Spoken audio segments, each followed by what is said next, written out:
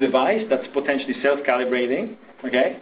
That again is very small and very inexpensive. So I think sort of we really just we just sort of nudged the surface, right? We see sort of the top of the iceberg of what we can do here. So I think that's very exciting, and I'm really happy to be doing, part of this research here at LBNL. We have great facilities to actually do some of this testing and so on.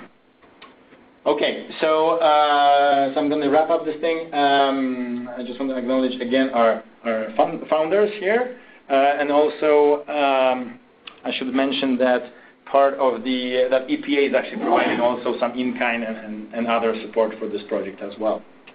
And I will open the floor to questions. Thank you. It's exciting work.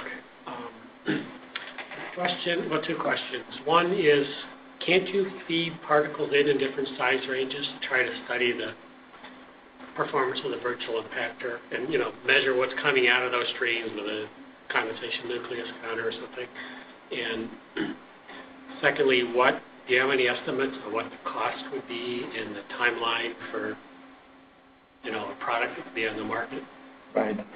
So those are good questions. So in fact, that's what we're doing, to answer your first question. We're actually nebulizing monodispersed aerosol particles of the known size, okay? Because in order to back calculate from that optical gravimetric measurement, right, from the filters to back calculate for the mass we have to know the size of the particles. Okay, so that's a limitation of the method.